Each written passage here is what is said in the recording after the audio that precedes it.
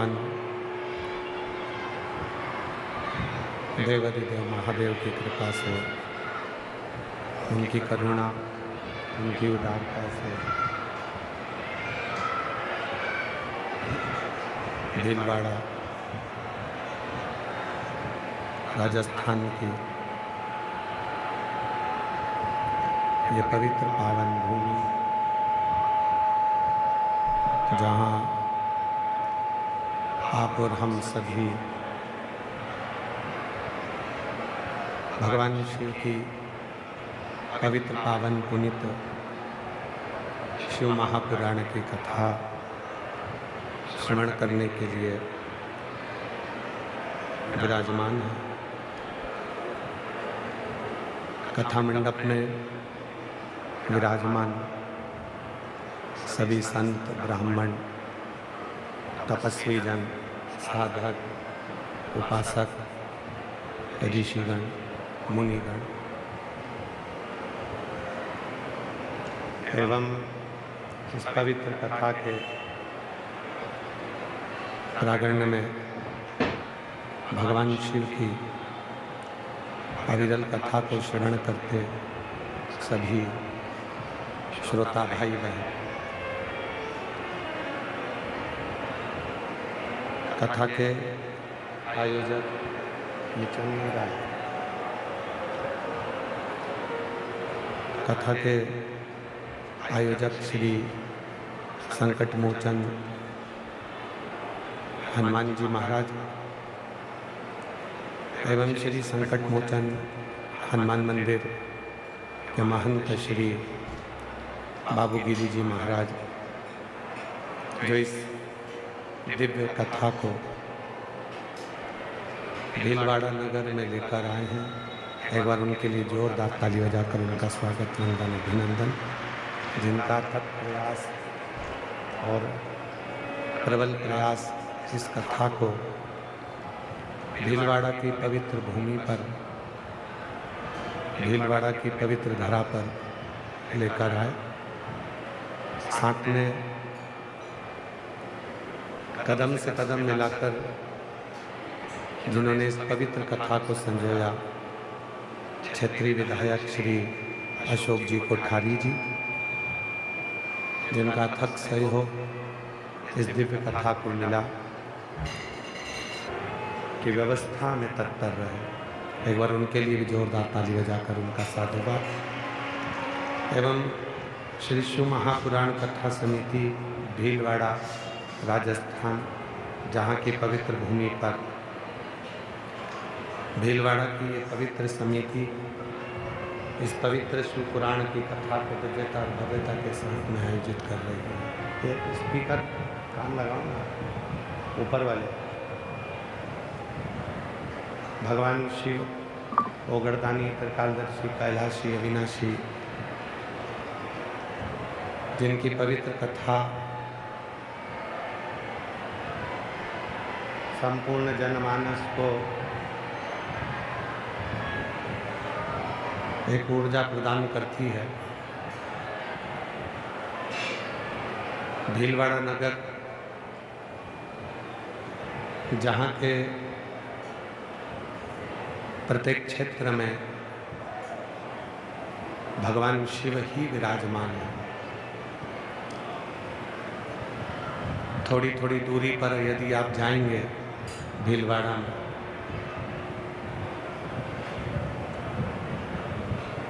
कहीं 30 किलोमीटर, कहीं 40 किलोमीटर पर भगवान शिव के ऐसे प्राचीन दिव्य स्थल है, जहाँ स्वयं भगवान शंकर नित्य अपने भक्तों का कल्याण करने के लिए विराजमान है। और तेरी कृपा बिना नहीं एक भी अणु लेते हैं सांस, तेरी कृपा से तनु तनु। बखान क्या करूं मैं राखों के ढेर का, चपटी भभूत में खजाना कुबेर का। हे गंगा मुक्ति द्वार ओंकार तू, भोले ओंकार तू, आयो शक्ति हारे शंभो पार तू। शिव भक्ति हमारे मुक्ति के पथ को निश्चित करती है। और जिस दिन हमारी चित्त वृत्ति में, हमारे मन में शिव आकर विराजमान हो जाते हैं, उस दिन हमारे जीवन की सारी तकलीफें, सारे कष्ट, हमारे जीवन के जितने भी दुख हैं, कष्ट हैं, तकलीफें हैं, वो सब शिव की हो जाती हैं।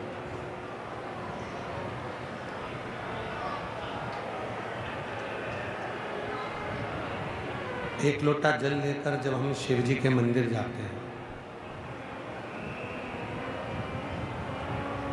घर से जल भरकर, पानी भरकर, लोटे में जल लेकर जब हम भगवान शंकर के मंदिर में पहुंचते हैं, शिव को जल चढ़ाने के लिए, भगवान शंकर को जल समर्पित करने के लिए, भरा हुआ पात्र लेकर, लोटा लेकर, भरा हुआ पात्र लेकर, लोटा लेकर, जल लेकर जब हम शंकर जी के मंदिर में पहुंचते हैं और वहाँ जल समर्पित करते हैं, आपका पात्र आप वापिस लेकर आते हैं। कभी विचार करिएगा कि घर से गए तो लोटा भरकर जल लेकर गए, वापिस आए, 2-4 बूंद उसमें शिव जी का चढ़ा हुआ जल लेकर आए, थोड़ा सा जल शिव जी का चढ़ा हुआ लेकर आए। मतलब हमारे जीवन का जितना भार था, जो हमारे भीतर भरा हुआ था, आसक्ति हो, अहम हो, तृष्णा हो, मोह हो, जो भी हमारे जिंदगी में हमारे भीतर भरा हुआ है, वो सब हमने ले जाकर शिव के ऊपर चढ़ा दिया और उनके चरणों का 2 बूंद, एक श्रद्धा, एक विश्वास, ये दोनों चीज लेकर अपने घर की ओर आ गए, अपने घर पर।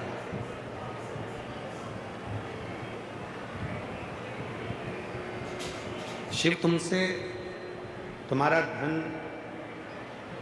तुम्हारी दौलत या तुम्हारी संपदा शिव कभी नहीं मांगते। भगवान शंकर आपसे कभी धन और दौलत या संपदा कभी नहीं मांगते। भगवान शिव यदि आपसे मांगते हैं तो केवल एक सच्ची भक्ति और एक विश्वास।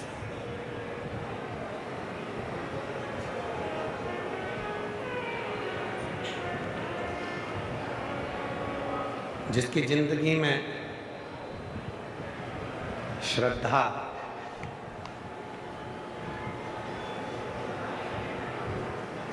और विश्वास, ये 2 चीजें प्रबल नहीं हैं, उसकी जिंदगी में बहुत अड़चन है।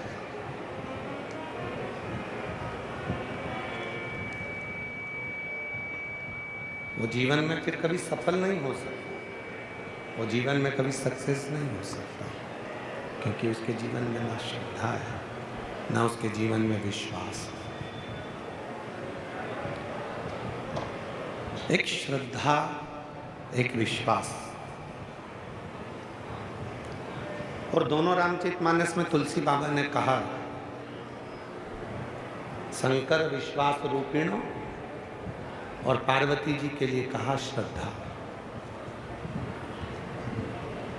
कि शिव मंदिर में जाकर केवल आप जल नहीं चढ़ा रहे हैं, शिव जी के मंदिर में जाकर आप विश्वास को दृढ़ कर रहे हैं। शिव मंदिर में जाकर केवल आप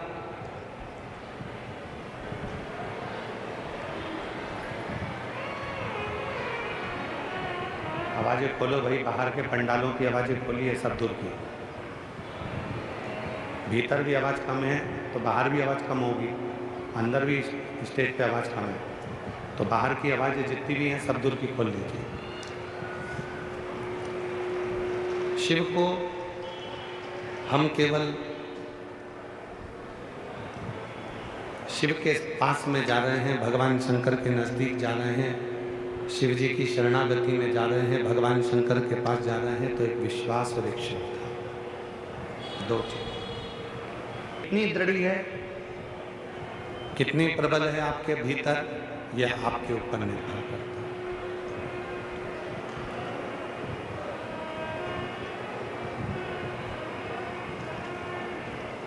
जब हम भगवान शंकर की शरणागति में जाते हैं, भगवान शिव के पास जाते हैं, भगवान शंकर के पास एक लोटा जल समर्पित करने के लिए जाते हैं, तो पूर्ण भरोसा लेकर, पूर्ण श्रद्धा लेकर।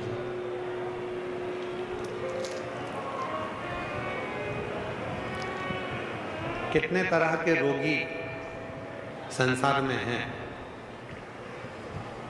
किसी के पाँव में तकलीफ है, किसी के पीठ में तकलीफ है, किसी के श्रवण में तकलीफ है, किसी की नासिका में तकलीफ है, किसी के नेत्रों में तकलीफ है, किसी के दंत में तकलीफ है, किसी के मुख में तकलीफ है। कितने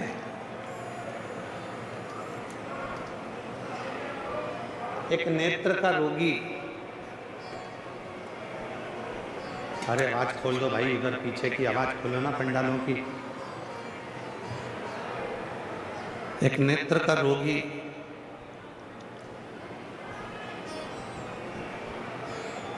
जब डॉक्टर के पास में जाता है, डॉक्टर साहब के पास जाता है, तो वो नेत्र का रोगी डॉक्टर के पास जाकर कहता है, डॉक्टर साहब मेरी आंखों से दिख नहीं रहा, तकलीफ है मेरे नेत्र।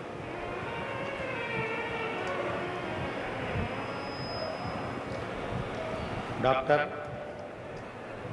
उसकी आंख का इलाज प्रारंभ करता है, देखता है क्या तकलीफ है, फिर उसको समझ में आता है कि पहले दवा देकर देख लिया, दवा से आराम नहीं लगा, फिर उसने देखा कि इसको पास का नहीं दिखता, तो पास का उसने चश्मा लगा दिया। उसने पास का चश्मा लगा दिया। फिर देखा कोई मरीज आया और उस मरीज ने कहा, डॉक्टर साहब मुझे दूर का नहीं दिखता, उसको दूर का चश्मा लगा दिया।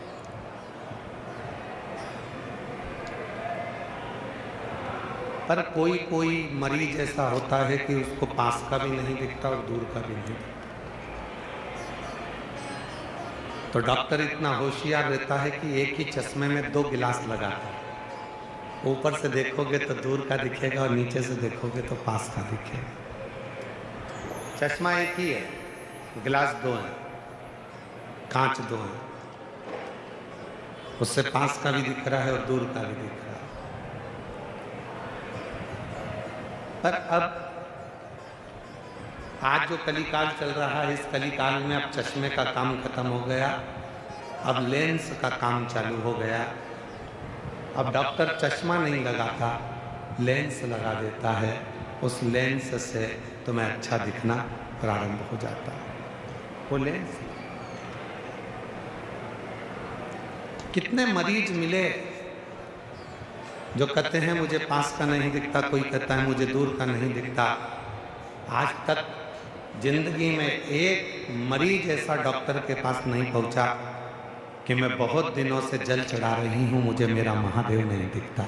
वो कब दिखे? मेरे नेत्रों पर कोई ऐसा चश्मा चढ़ जाए, मेरे नैनों पर कोई ऐसा चश्मा चढ़ जाए जिससे मेरा महादेव का दर्शन हो जाए, मेरे नेत्रों पर कोई ऐसा चश्मा चढ़ जाए जिससे मुझे मेरे राम का दर्शन हो जाए। मेरे नेत्रों पर कोई ऐसा चश्मा चढ़ जाए जिससे मुझे मेरे कृष्ण का दर्शन हो। डॉक्टर कहते कि वो चश्मा मेरे पास में नहीं है, पर वो चश्मा यदि किसी के पास मिल सकता है तो किसी संत के पास, किसी साधु के पास, किसी सच्चे गुरु के पास वो चश्मा मिल जाएगा। और गुरु चश्मा नहीं लगाता, आपको गुरु चश्मा नहीं देगा। उसको मालूम है ये दो नेत्र इसके खराब हो गए हैं, इसलिए सच्चा गुरु, जैसे शंकर जी के 3 नेत्र हैं, तो सच्चा गुरु आपको बिठाकर आपका एक नेत्र ज्ञान का खोल देगा, जिससे तुम्हें राम, कृष्ण और शिव नजर आएंगे। सच्चा, जिसको ज्ञान चक्षु कहते हैं।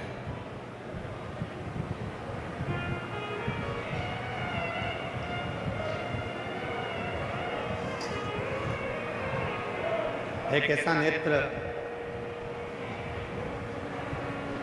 जिसमें सब में समता दिखेगी आपको, एक ऐसा नेत्र जिसमें कोई ऊपर नीचे नजर नहीं आएगा। ब्रह्मा जी के 4 हाथ का दर्शन आप लोग करते हो, भगवान विष्णु के 4 हाथ का दर्शन आप करते हो, और कभी भी भगवान शंकर की मूर्ति का दर्शन करना तो आपको 4 हाथ का दर्शन नहीं होगा, शिव जी के 2 हाथ का दर्शन होगा।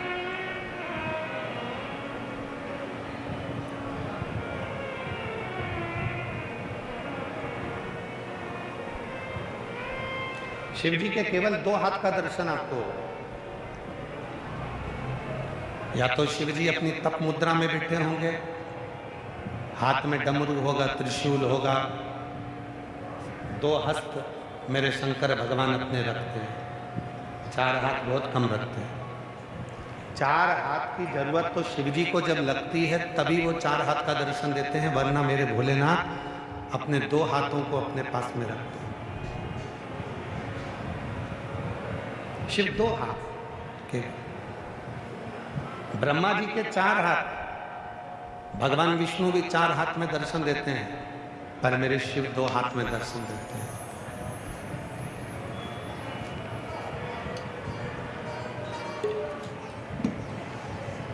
क्यों?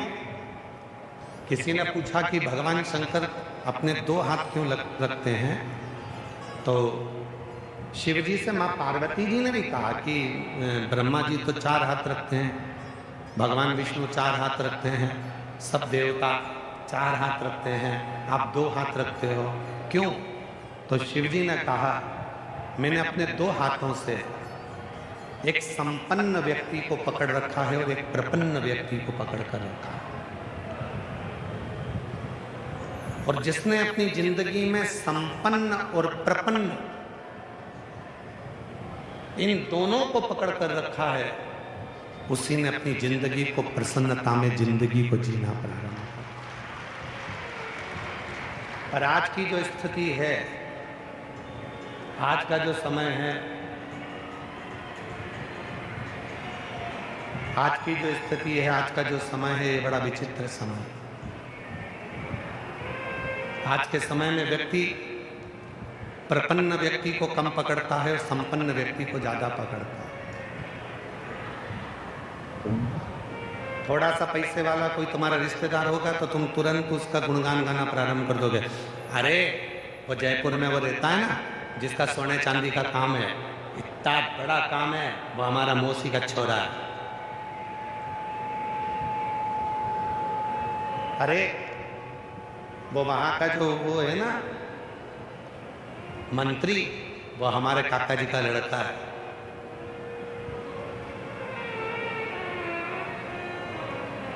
आज के समय में जितने मिलते हैं वो संपन्न व्यक्ति का परिचय देते हैं।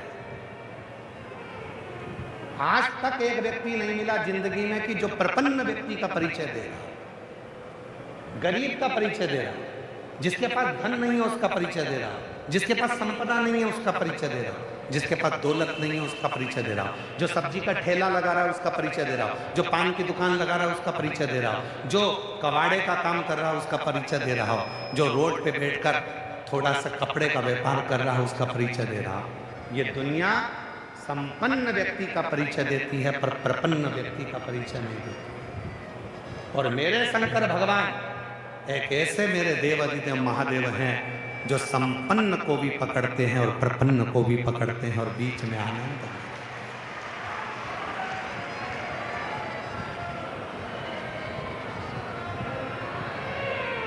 शिव यदि लंका के राजा रावण का गुरु बनते हैं, शंकर भगवान यदि लंका के राजा रावण को सोने की लंका देते हैं तो भस्मासुर को भी भस्म होने का आशीर्वाद देते हैं।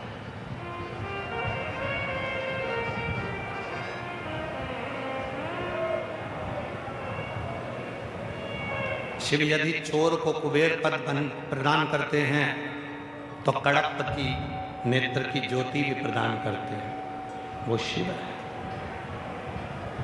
उनके पास संपन्न और प्रपन्न दोनों ही बराबर,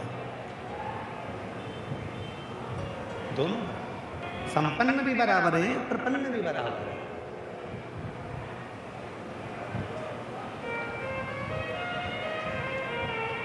तेरे लाखों दीवाने बड़े से बड़े, तेरे चरणों में कंकड़ माटी से पड़े। करोड़पति है तो भी शिव के लिए वो कंकर है, और गरीब है तो भी शिव के लिए वो कंकर है। शिव के लिए कोई बड़ा छोटा नहीं। और मेरी जीजियों बहुत सावधानी से सुनिएगा कथा को। जयपुर में जब कथा कही थी और उसके बाद में आरणी यवतमाल में जो कथा कही थी, तो आरणी यवतमाल में कथा में कहा था शिव जी को चांदी के लोटे का जल जितना प्रिय नहीं है। सुनी थी कथा आप लोगों ने? किस किस ने सुनी थी? हाथ उठाओ जरा। आप सबको बताया था शिव को जितना चांदी के लोटे का जल प्रिय नहीं है, शिव को जितना सोने के लोटे का जल प्रिय नहीं है, शिव को जितना कांसे के लोटे का जल प्रिय नहीं है, शिव को जितना हीरे और चांदी के लोटे का जल प्रिय नहीं है, शिव को उतना तांबे के लोटे का जल प्रिय है, क्योंकि शिव ने ही उस तांबे को वर प्रदान किया।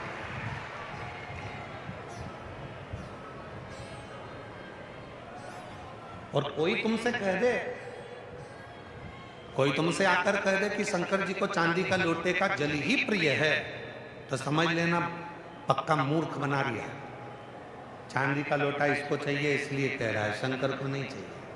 शंकर तो तुम्हारा लोटा कभी देखता ही नहीं है। शिव तो ये देखता है। लोटा का मतलब जानते हो आप लोग? जम के बोलो जरा, जम के तो बोलो। लोटा का मतलब जानते हो क्या? कलश। लोटा का मतलब होता है, हम कहते हैं सारी समस्या का हल एक लोटा जल। हमने ये नहीं कहा कि एक कलश जल, हमने लोटा जल। लोटा मतलब जिसके दरवाजे पर तुम जो लेकर जा रही हो वही लोटा कर वापिस दे दे, तो समझ लो कि लोटा लेकर गई थी और लोटा भर कर लेकर।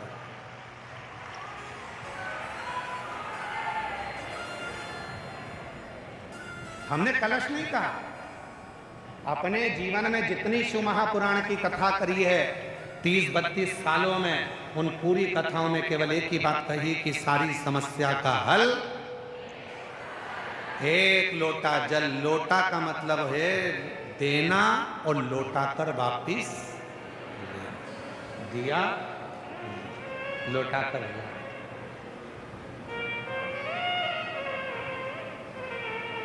या देकर वापिस लिया। चांदी प्रिय नहीं, सोना प्रिय नहीं, हीरा प्रिय नहीं, तुम्हारा करोड़ों का धन प्रिय नहीं। शिव की प्रियता है, शिव की प्रिय।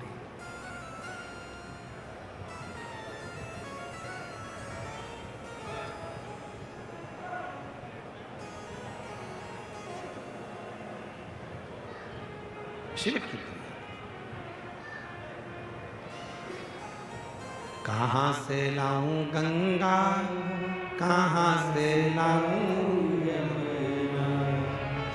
एक व्यक्ति कह रहा था कि शिव जी को प्रसन्न करना है तो गंगा का जल होना जरूरी है, शिव जी को प्रसन्न करना है तो यमुना का जल होना जरूरी है। शिव महापुराण की उमा संहिता कहती है, अगर तुम्हारे भाव शुद्ध है तो तुम्हारे घर का जल जैसे ही शिव को चढ़ता है वैसे वो गंगा जल बन जाता है, यमुना जल बन जाता है। कहाँ से लाऊं गंगा, कहाँ से लाऊं यमुना।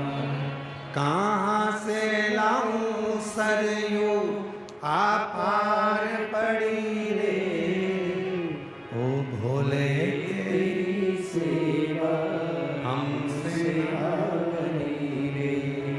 ओ भोले तेरी सेवा हमसे बनी रे। कहाँ से लाऊं लड्डू, कहाँ से लाऊं पेड़ा, कहाँ से लाऊं लड्डू, कहाँ से लाऊं पेड़ा।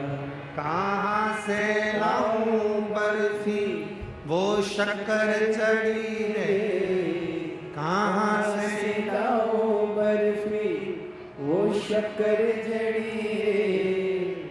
भोले तेरी सेवा हमसे ना बनी रे। ओ भोले तेरी सेवा हमसे ना बनी रे। हमारे पास गंगा का जल नहीं है, कोई कहे गंगा का जल तो बहुत जरूरी है, इसके बिना तो शिव जी की पूजन हो ही नहीं सकती, तो कह देना जिस देव अधिदेव महादेव की मैं पूजन कर रही हूँ उसके मस्तक पर गंगा है, जैसी जल चढ़ाऊंगी मेरा जल भी गंगा जल बन जाएगा। उसको छू दे, उसका स्पर्श उसको छुएगा और वो गंगा जल बन जाएगा।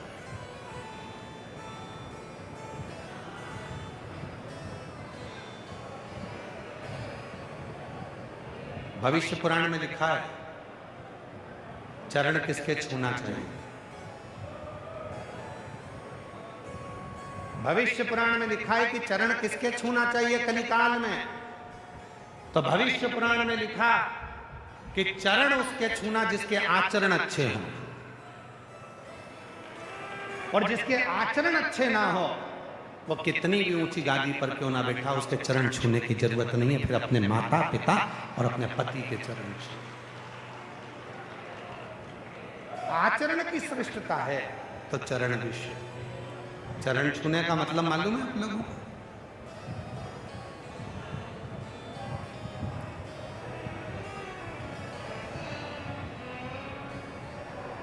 चरण छूने का मतलब है जिसके भी हम चरण छू रहे हैं, वैसे तो आप लोगों से निवेदन है हमेशा याद रखो केवल घर के बुजुर्गों के, माता पिता के और अपने पति के, अपने पति के चरण छू लिया।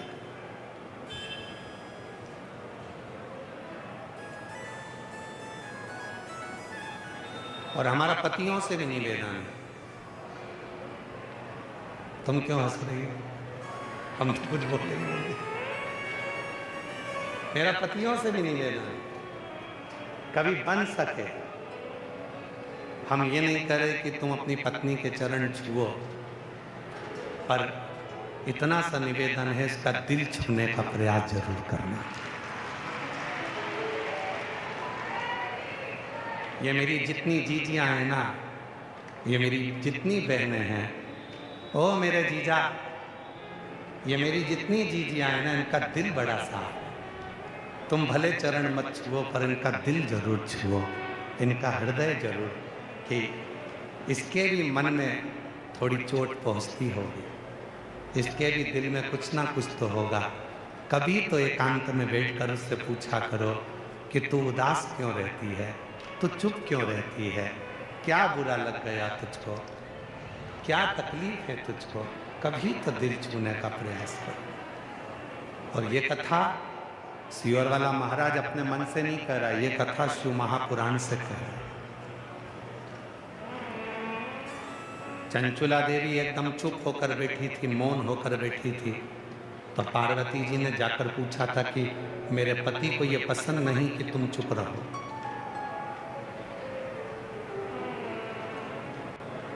ये मेरे पति को पसंद नहीं। महाराज,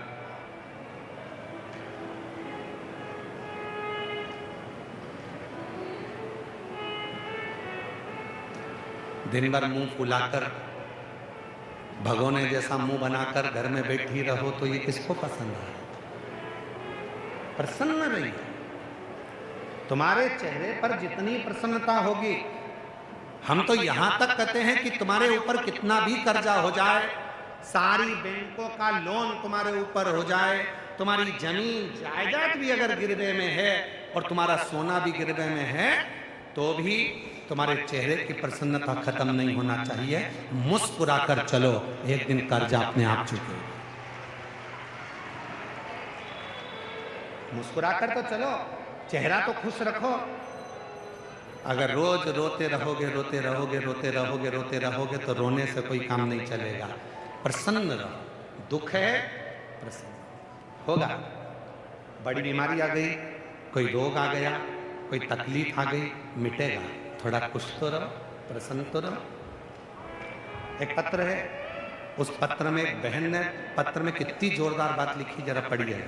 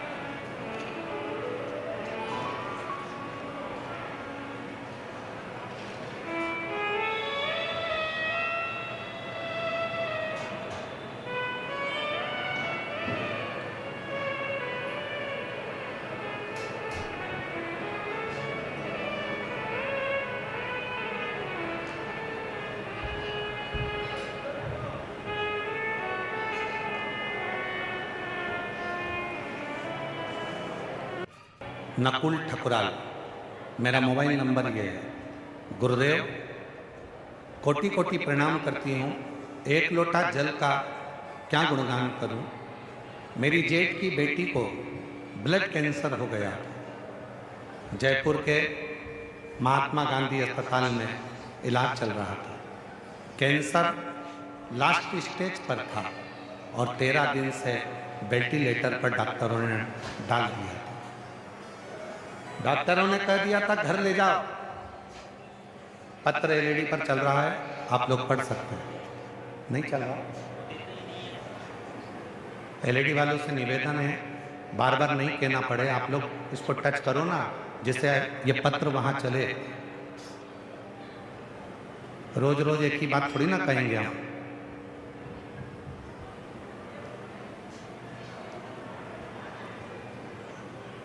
एक लोटा जल का मैं क्या गुणगान करूं।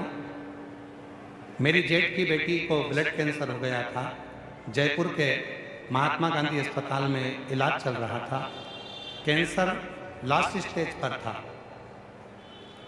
13 दिन से वेंटिलेटर पर थी।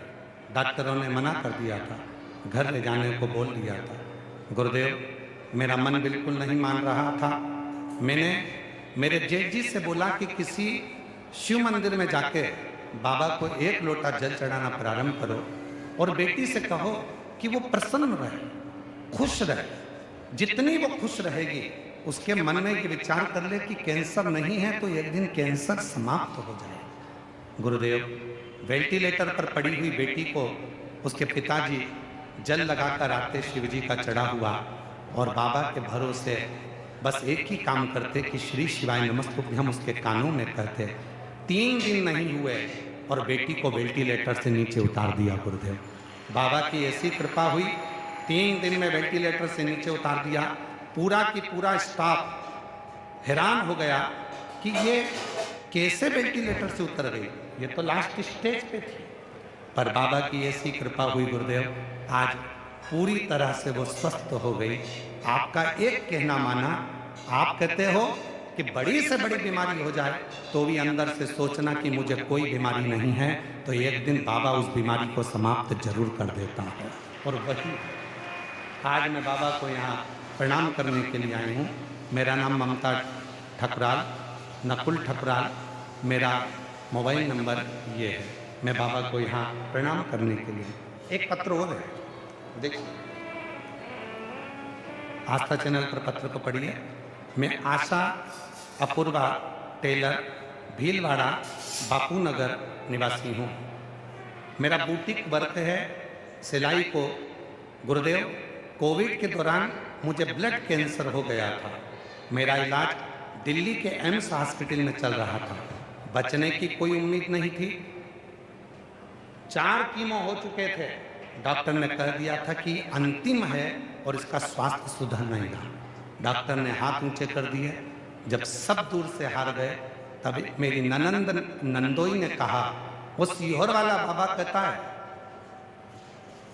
कि शिव के मंदिर में अगर एक फुलेरा बांधा जाए और बेलपत्र चढ़ी हुई सिराने पर रखी जाए, आराम लगना प्रारंभ होता है।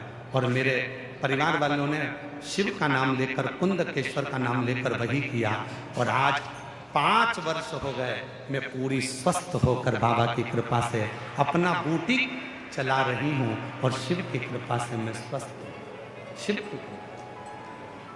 कहीं बैठी हो, आशा अपूर्वा टेलर, भीलवाड़ा, बापू नगर निवासी, कहीं बैठी हो तो आ सकते। शिव तत्व किसको कहते हैं? भगवान शंकर की पवित्र कथा किसको कहते हैं?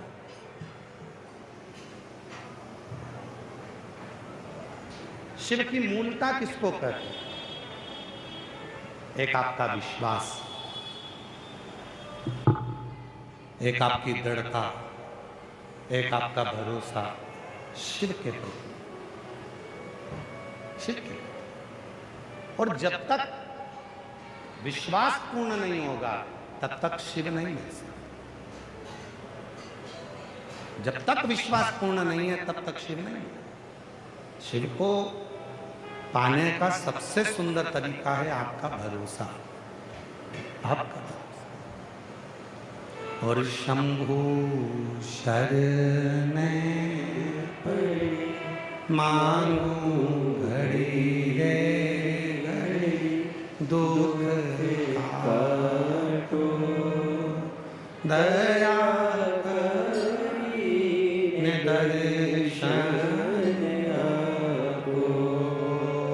शंभु शरण पड़ी मांगू घड़ी रे घड़ी, दुख काटो दया करी दर्शन आपको।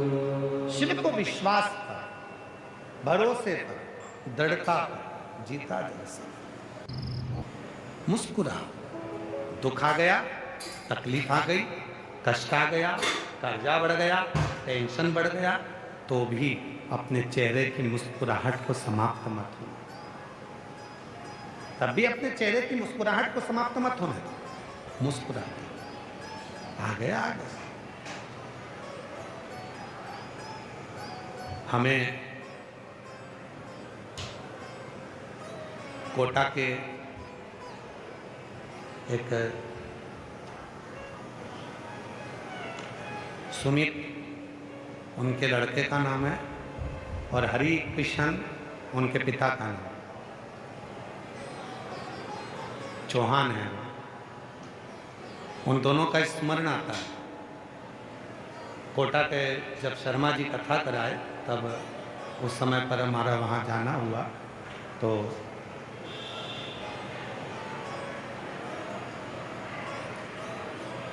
शर्मा जी से जब मुलाकात हुई तो वो चौहान परिवार से भी मुलाकात हुई। और चौहान परिवार ने जब बताया कि गुरुजी 19 साल हो गए हमारे यहाँ औलाद नहीं, तो हमने कहा कि हम तो ऐसे कुछ बताते नहीं हैं और हम कुछ जानते भी नहीं, हमें मालूम भी नहीं है ना हम कुछ जानते। पर इतना जरूर है, आप अपने मन से निकाल दो कि मेरे घर में 19 साल हो गए और औलाद नहीं है।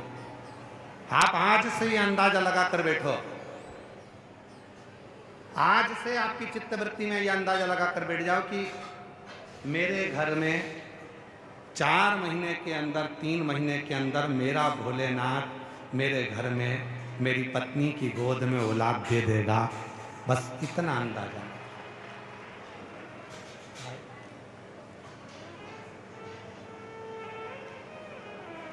उनका एड्रेस तो हमको स्मरण में नहीं है, बस नाम का स्मरण है, सुमित चौहान, और उनके पिताजी का नाम तो कुछ महीने के बाद में जब वो सीहोर आए, मिले, हम शर्मा जी की कथा में मिले थे गुरुजी। बाबा की कृपा से गर्भ ठहर गया और बेटी ने जन्म लिया, बेटी है। हमने कहा, डॉक्टर कह दिए थे कि नहीं होगा, लोगों ने मान लिया था नहीं होगा, पर आपने सोच लिया। और यहाँ कितनी मेरी जीजियाँ बैठी हैं, कितने मेरे जीजा बैठे हैं, जितनी मेरी जीजियाँ, जितने मेरे जीजा बैठे हैं, अगर तुम्हारे घर में भी भले कर्जा हो गया, टेंशन आ गया, बीमारी आ गई, या तुम्हारे गर्भ से बच्चा नहीं है, तो भी तुम आज शिव महापुराण की कथा से यहाँ की मिट्टी को आरती के बाद अपने हृदय से लगाकर ये विश्वास कर कर जाना कि 3 महीने में मेरा बाबा मेरा दुख मिटा देगा और मेरे घर में खुशियाँ आएगी। तो लाए, वो खुशियाँ लाकर देगा, आए। 3 महीने। कृपा का क्या है भरोसा, कब किस पर हो जाए, जरा सी हम पर कर दो, जरा सी हम पर कर दो। आपके भतीजे के यहीं पर कैंसर हुआ था, बाबा की कृपा से पूरी ठीक हो गई है। एक बार जोरदार ताली बजाकर स्वागत करिए।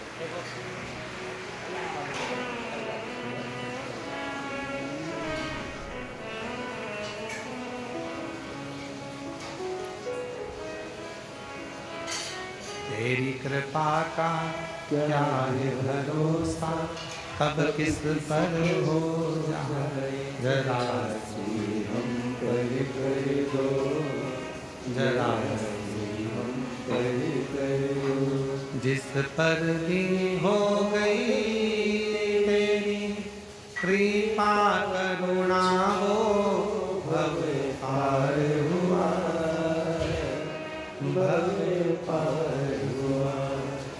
पापी हो चाहे कितना, उसका भी बाबा उद्धार हुआ, उद्धार हुआ।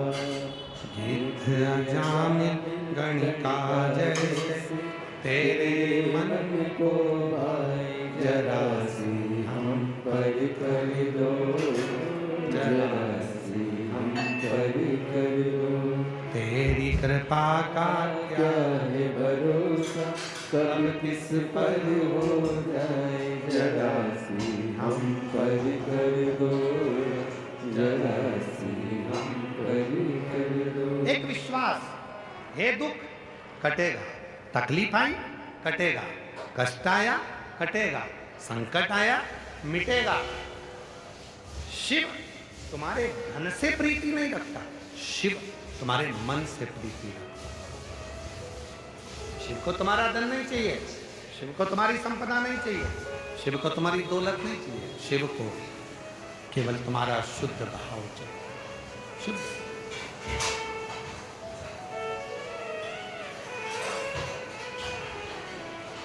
संपदा से शिव कभी प्रसन्न नहीं होने वाला।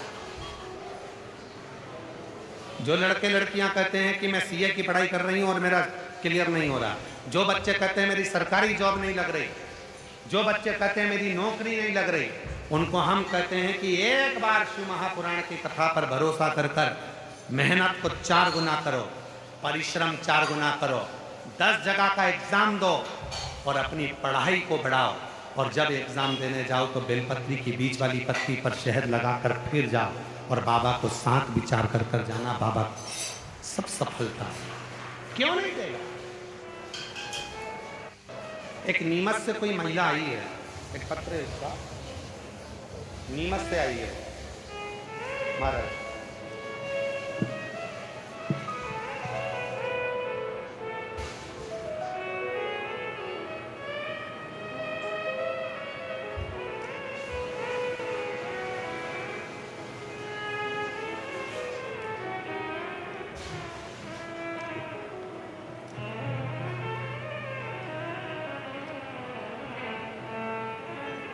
अब जरा पत्र को देखिएगा, एलईडी पर पत्र पढ़िए और आस्था चैनल पर पत्र पढ़िए, जरा ध्यान दीजिएगा। मेरी पड़ोसी आपकी कथा सुनने आ रहे थे, तब मेरे पड़ोसी ने मुझसे कहा कि हम कथा सुनने भीलवाड़ा जा रहे हैं, क्या तुम चल रही हो? मैंने मेरे पड़ोसी से कहा यदि मेरा भोले बाबा मुझे बुलाने वाला होगा तो निश्चित है भीलवाड़ा की कथा में कोई बाबा ऐसी कृपा कर देगा कि मैं भीलवाड़ा पहुंचूंगी। मेरी 2 कामना है, बस बाबा वो पूरी कर दे। जब तक नहीं करेगा कथा के पंडाल में बैठ के कथा सुनूं, जब पूरी करे मैं अपने घर पर बैठकर कथा सुनूं और बाद में पंडाल पर पहुंचूं। गुरुदेव, आज बाबा को धन्यवाद देने के लिए आई हूं। बाबा से मैंने 2 वर मांगे थे, केवल टीवी के सामने बैठकर। जो मेरी बेटी ने एग्ज़ाम दिया है वो, और मेरी छोटी बेटी ने जो एग्ज़ाम दिया है वो, दोनों का रिजल्ट उनके पक्ष में आ जाए। आज बाबा को धन्यवाद देने के लिए आई हूँ। मेरी बड़ी बेटी पूनम का रिजल्ट आ गया 9/4/2026 को मेरी बेटी मध्य प्रदेश पुलिस में सिलेक्ट हो गई। गुरुदेव, मेरी छोटी बेटी आईटी सेक्टर में, उसको भी जॉब मिल गया। मैं बाबा को आज कथा में पंडाल में केवल प्रणाम करने के लिए आई हूँ। एक दिन में मेरे बाबा ने वो कर दिखाया जो दुनिया में कोई नहीं कर सकता। 9 तारीख को ही मेरी बड़ी बेटी को भी मिला और 9 अप्रैल 2026 को ही मेरी छोटी बेटी को भी मिला। आज मैं उनको प्रणाम करने, राजेंद्र जी यादव कहीं बैठे हों तो आ सकते हैं, जिन्होंने पत्र लिखा है 9/4, राजेंद्र यादव कहीं बैठे हों तो आ सकते हैं। राजेंद्र, एक शिव पर करा भरोसा, शिव पर किया विश्वास, शिव पर करी दृढ़ता आपको फलित होती है। किस भरोसे पर है? आज आप मेरी जितनी जीजियां बैठी हैं, जितनी मेरी बहनें बैठी हैं, जितनी मेरी बेटियां बैठी हैं, जितने बेटे बैठे हैं, जितने मेरे बुजुर्ग माँ बाप बैठे हैं, दड़ी बनकर जाना। आज भीलवाड़ा की भूमि पे मैं इस कथा के पंडाल से आज मेरे बाबा को अपने मन की बात, आरती होने के बाद वहाँ की मिट्टी को अपने हृदय से लगाकर कहकर जाना, शंभू बहुत तकलीफ में हूँ, तू चल मेरा दुख मिटा। मेरी औलाद नहीं तू औलाद दे, कर्जा हो गया तू चुका दे। बाबा मेरी हिम्मत मत कम करने देना। बाबा को अपने मन का भाव कहकर जब तुम जाओगे, 3 महीना तो क्या, 1 दिन में भी वो चमत्कार कर कर रख देता है। ऐसी कृपा ऐसे दयालु। ब्लड कैंसर हो गया था, डॉक्टर ने जवाब दे दिया था लास्ट स्टेज पर बेटी की हिम्मत, शिव पर भरोसा, रोज जल मंगवा कर आचमन करा। बाबा की कृपा से 5 साल हो गए शिव की कथा में और शिव की भक्ति में लगी है। ठीक है, एक बार हर हर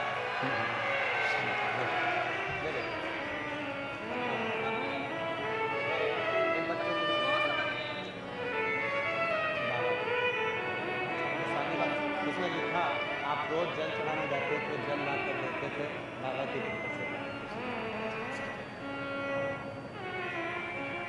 दीदी बोल रही हैं हमारे पति रोज जल चढ़ाने जाते थे गुरुजी, जल ला कर देते थे, मेरे को थोड़ा 2 बूंद मुख में डालते, शरीर पर लगाते। आज बाबा की कृपा से, शिव की कृपा से हम ठीक होकर खड़े हैं। ये शिव की उदारता है, ये शिव का।